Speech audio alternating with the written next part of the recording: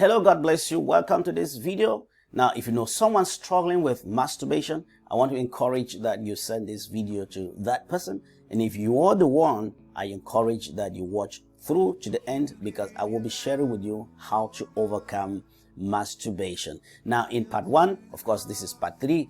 In part 1, we looked at masturbation as the act of stimulating your genitals in order to have sexual satisfaction. And in part 2, we looked at the case of Onan in the Old Testament in the Hebrew Bible.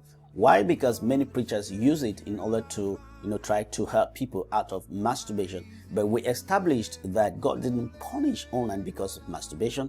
God did punish him because he broke the custom of levirate marriage. As a matter of fact, onanism is not equal to masturbation. Now, in this part, we want to look at the reasons for masturbation, for you to be able to know, or for us to establish whether or not masturbation is a sin, because the Bible hasn't used the word masturbation. But for us to really know whether or not it is sin, let us look at the underlying reason that pushes people to get into the act. Now, masturbation is a result of lustful thoughts, which are passionate desires for something God has forbidden. Passionate, strong desire for something that God has forbidden. Now, God has given us the power to desire something. That's why He says in His Word that we should desire spiritual gifts. Now, but if we use that power to desire, to begin to desire the things that He has forbidden, then we are getting involved in lustful thought. Now, what causes lustful thought? We said that masturbation is a result of lustful thought. What therefore brings about lustful thoughts? Number one, it is exposure to inappropriate sexual materials like nude still pictures, movies, pornographic movies. Words can provoke lustful thoughts. Okay, when you get involved in some lustful conversations, it can bring you to this lustful moment. And we say body contact can also provoke lustful thoughts. Perfumes, evil friends, okay, people you move with around, they can also bring you into lust.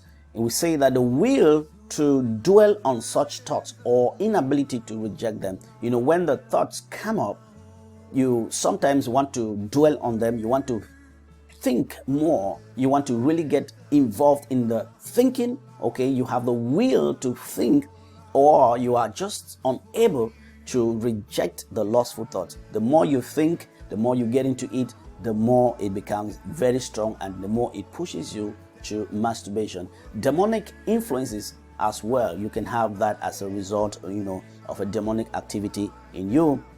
And sometimes when you recall past sexual activities, it can provoke lustful thoughts. And loneliness and worries, when people are lonely, when they are maybe stressed, they are worried, they begin to think of some things that provoke lustful thoughts, and that brings them into masturbation. So those are some of the reasons. There are many reasons that people get into lustful thoughts, and from lustful thoughts they get into masturbation. Now, does the Bible approve lust? As a matter of fact, no.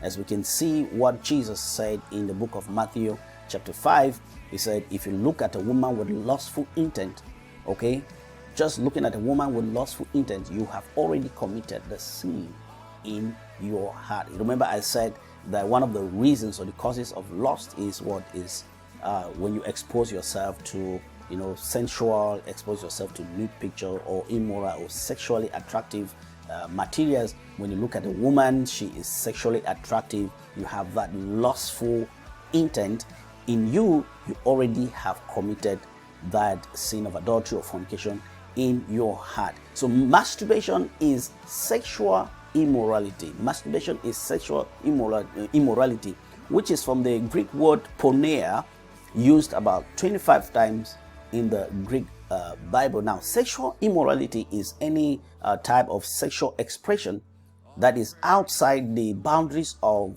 a biblically defined marriage relationship. When you get involved in any sexual activity without the outside of the boundaries or the limits of biblically established marriage relationship, it is sexual immorality, like fornication, adultery, things like that are, done without marriage. It is sexual immorality. Therefore, masturbation, which is sexual immorality resulting from lust. Sexual immorality. Why? Because it is practiced outside, the boundaries of approved marriage relationship. It therefore means that it is sexual immorality resulting from lust, as we have defined earlier, coming from lustful desire, because masturbation is sexual immorality coming from lustful desire. It is therefore not approved by God. It is therefore a sinful act. Now, if masturbation could be done with no lust in the heart, if masturbation could be done with no immoral thoughts, if masturbation could be done with no pornography, if this act could be done with no self-gratification of the flesh, if you have full assurance that it is good and right, why masturbating? If it can be done with thanks given to God, then perhaps it would be allowed. But I doubt if you can really go through masturbation without any of this. That if masturbation actually involves all of this, then therefore, or even one or two of these, then therefore it is condemned by God. All right. In the next video, we'll be looking at the impact of self-sex, the impact of masturbation and the life of a Christian, and we'll be looking at how to overcome masturbation. Thank you for watching. God bless you. I look forward to seeing you in the next video. Do send your feedback.